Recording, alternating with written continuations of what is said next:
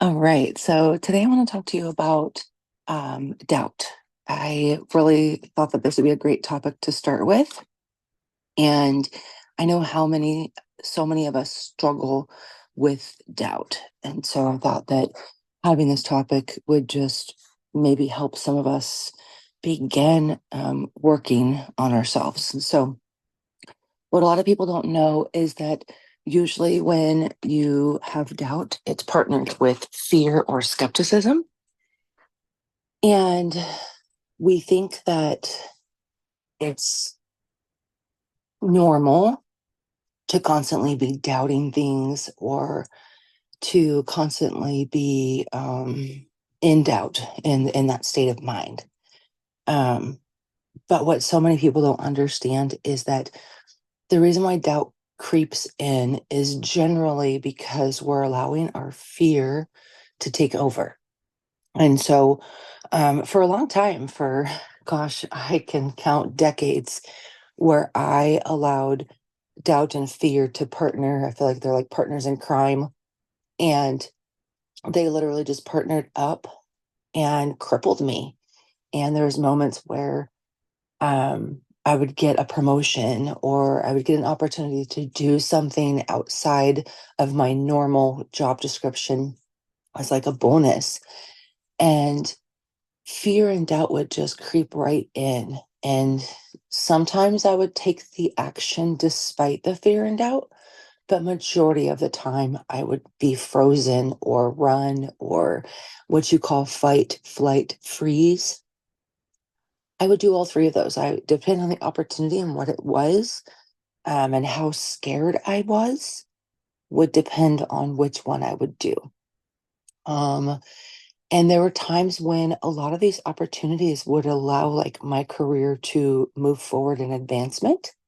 But because of the doubt within myself and the fear that became crippling, I would turn those opportunities down in some way, shape, or another, whether it be, oh, I can't do that because I have to do this instead, or just whatever excuse would come into my mind at the time that would tell me that I wasn't good enough. And for a long time I didn't understand why those things were happening. And for a long time I allowed them to consume me and I missed out on a lot of great opportunities that could have really benefited myself and others. And so I look back now and I see that a lot of the times when those things didn't come to fruition or they didn't develop into something more, it was usually because I had stopped before I could even get started. And so I don't know if you're somebody who feels like me. For a lot of years, I thought I was just a professional quitter. I actually labeled myself as a professional quitter at one point because I just felt like every time I started something, I would either get distracted by, one of the kids or life, or a life event, or I would get distracted by my own doubt, my own fears. And so, why I bring up this topic is because I think so many of us have so much huge potential. We just don't know how to apply it. We don't know how we want to utilize that potential. And we allow a lot of things to just go in the wind because we're too afraid to step out of our comfort zone. And so, what I have done to combat fear and doubt is today I do a lot of gratification journaling, and I do a lot of mindset work. And I know some people are going to be like, what on earth is she talking about? We're actually going to get into those in other episodes. So stay tuned for those. We'll be talking more about those. But by doing gratitude each day and throughout my day, I have learned to shift my perspective.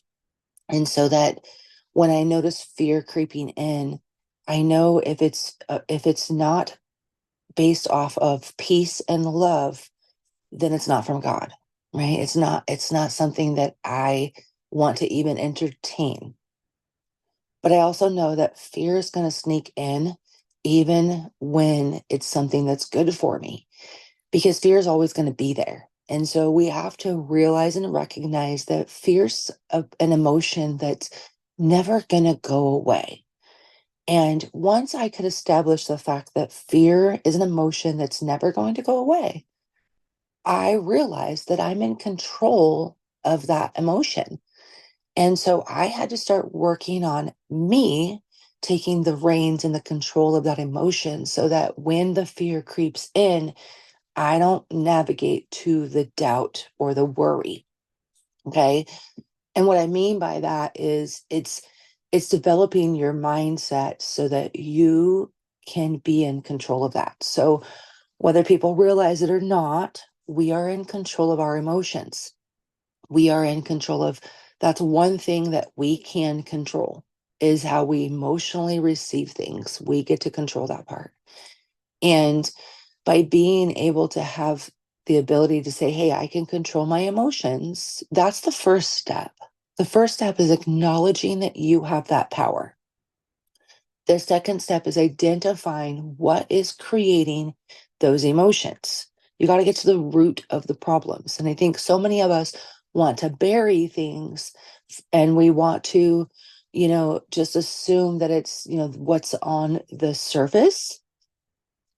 But 99.9% of the time, it's what's actually internally rooted and embedded into us. And so, what is it that is creating that fear? Has something happened in your past, an event on your timeline where you developed that emotion and that fear for that response? And so, what I mean by that is, say, like, somebody asks you if you want to speak in front of a large crowd. But when you were in fifth grade, you had a teacher that was mean and was really rude to you. And when you had to do a speech in front of your class, that teacher shamed you and made you feel less than, right? She created anxiety and fear, or he, whoever it was, right? They created anxiety and fear within you and that emotion because of that fear response. Now, as an adult, you every time someone wants you to speak in front of a crowd, you now go back in your head to that feeling and emotion when you had to originally do that, because subconsciously we will go back to those events, whether we like it or not. And so you're going back and you're like, nope, I can't do this. I'm not good at this. This isn't that great for me. Like, this is painful, basically. Like, it's torture. And it's because that one event created this emotion inside of you that now has led to what? You not liking the feeling of speaking out loud in public to people, right? And so, what can you do to overcome that? First, you have to tell yourself, this is something that I'm no longer allowing myself to be scared of. I am going to overcome this. And it's a work in progress. It takes every single time you practice speaking out loud, you're going to create habits. And those habits are telling yourself how much you love it, telling yourself how much you enjoy it, finding ways to make you love it and enjoy it. So put a spin on it. What people don't understand is that when we were in fifth grade, we were given a specific direction by that specific adult or teacher, right? They told us as children, they're telling us what to do. And our job was to what? Be obedient and do it. But as an adult, now you have a choice. You're being sometimes in work, they will give you specific things, right? You have a presentation and you're only allowed to do X, Y, and Z, but you can still put your own spin on it. You can still put your own energy into it. And so, what I've had to learn to do is what makes me feel good and what brings out the joy and the fun. What makes me grateful I get to do this. And when you can find the gratitude, it changes your attitude. And so, what can make me feel good about doing this? What can make me excited for wanting to do this to share with others, right? And when you start twisting it so that it's no longer about your emotions, it's no longer about you, it changes something about us when now it's becoming a service that you're doing for others. People need what you have to offer. But if you're too afraid or in doubt or fear to be able to offer that service, they're not going to get the service that they deserve to get. Let's be honest. You have something to offer the world, your gifts and your talents. But if you're constantly distinguishing those and getting a fire extinguisher and just blowing them out, how is anybody ever going to enjoy or be able to get that knowledge that you have grown and have obtained?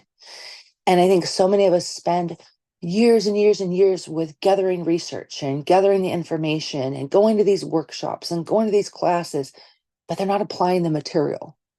And I was one of those people, and it was because of fear and doubt. It was because I was skeptical. It was because of, me worrying about what somebody else was going to think. Like, we worry too much as humans. And I truly didn't realize this until I started really working on my self development and my mindset. And so, if that's you, today, you get to pick up the pen and you get to start rewriting your story. What I mean by that is, I want you to make a list. I'm going to give you some homework. I want you to make a list of 5 things that you want to improve that you're afraid of, or that you worry about, or that you're skeptical of. Like, what are those 5 things? And it doesn't have to be 5. If you don't have 5, don't make 5 up. We don't want to bring more on. But whatever ones you have, but no more than 5, because you want to work on a few at a time. And if they're huge, big ones, just pick a few. Okay. And what you're going to do is you're going to write those down, and you write down what those 5 fears are. Each day, I want you to address those in a different attitude. So if the number one thing that is on your list is that you're afraid to talk to people, but yet you're in network marketing and you need to talk to people, then every single day you're going to set a goal and you're going to talk to 5 people. And what this does to you is this creates and starts to build a new habit. After a while, this will become easier and you'll no longer be afraid. But the more you practice and put this habit into use, the better it will get at being less afraid. And a lot of people, it's that first step. So by making this list, you're taking the first step to be proactive in wanting to change the habits that you have, right? Wanting to conquer those fears. And by taking this first step, you've got to pat yourself on the back, because knowing is half the battle. By doing this, it's the knowing, it's half the battle. Okay. So give yourself a pat on the back. And then the next thing that you're going to do is you're going to go off that list every single day. If you skip a day, you don't say, oh, well, I can't do it anymore, because we tend to do that when we want to get out of something, especially when we're scared. So instead, you're going to go do it. Now, there's a few different people and things that I have used as far as self-development tools that I have fallen in love with that really did help me develop those habits. But the one that helped the most was the writing it down on a notebook. So I got a journal notebook. You can get them at like the dollar store, general store, like you get them anywhere. Okay. And you get these, just a blank lined notebook. And every day you're going to write down 10 things that you're grateful for. These 10 things that you're grateful for it's called a gratitude journal. And I say 10 because at the beginning, it may seem really hard to do 10. But as you do it more, you're going to start getting more than 10. And it's such a good feeling when you can wake up first thing in the morning and you can find gratitude. And I'm talking like, I'm grateful for running water. I'm grateful for electricity. I'm grateful that I'm awake this morning. I'm grateful for my entire family, that they're healthy and they're well and they're blessed. I'm grateful for my career. I'm grateful that I can walk. Like it doesn't have to be complicated. It doesn't have to be grand gestures. Think about gratitude journaling like this. If you were to lose everything tomorrow and you had nothing, right? The next day you had nothing and everything was gone. What would you be grateful for?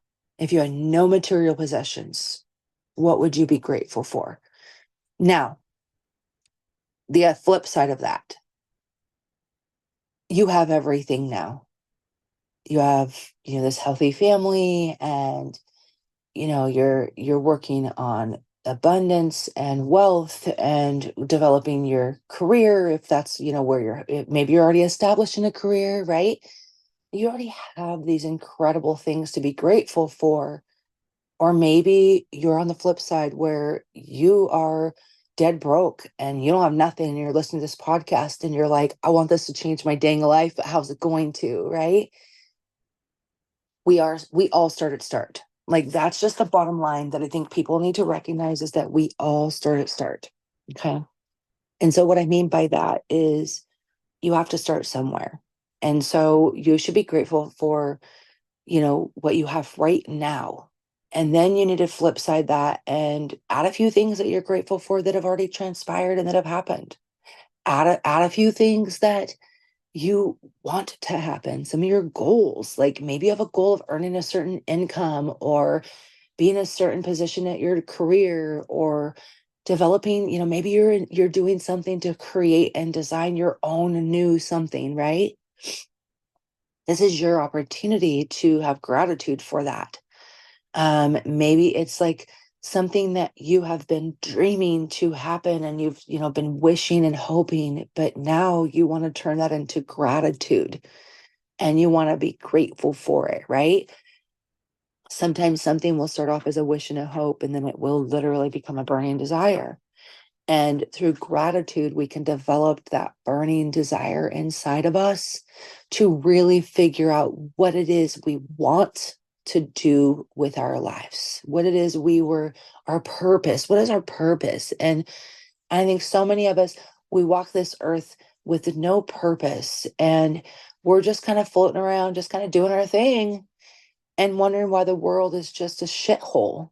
When reality is, if we really knew what our purpose was and we had a burning desire to do it, we wouldn't be walking around just doing nothing. We would be doing everything and anything to get to that goal, to be able to create that burning desire, to bring it into fruition, to develop it and to become the best at it, right? Like, we would just be so excited to become the best at it. And that starts when you begin the gratitude. And I didn't even realize that. So I started doing gratitude journaling a little over a year ago. And it was a complete game changer, and has been a complete game changer in my day to day. And the days, like, if I skip it, or I'm not feeling well and I skip it, or just like life gets so crazy, or I oversleep and then I say, oh, I don't need, I'll get to it later. Those are always the day I don't have the best days. They're not awful days, but I definitely could tell the difference if I had done my gratitude, because gratitude does what? It changes our attitude. And so when I think about that, I also realize that those are the days that more doubts creep in, that more fears creep in, that more worrying creeps in, and a little more anxiety, a little more anxiousness. You know what I mean? And those are the things I'm trying to combat. And so if I'm working on constantly, focusing on those things, but because I didn't do my gratitude in the morning, right? I didn't show up for myself in a way that I needed to boost that confidence within, to begin it with a good attitude in the morning. And when you wake up and you do gratefulness, and like, I am so grateful for, and you write what you're grateful for, it changes and shifts who you are. And it's just incredible. And so That's your homework, is make your list of up to five things that you're afraid of or that you have doubt about.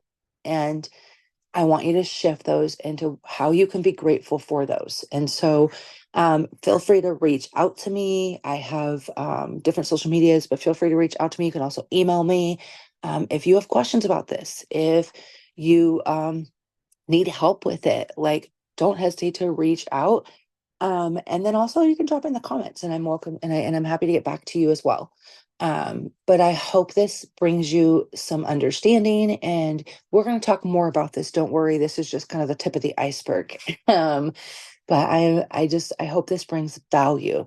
Have an amazing, amazing day.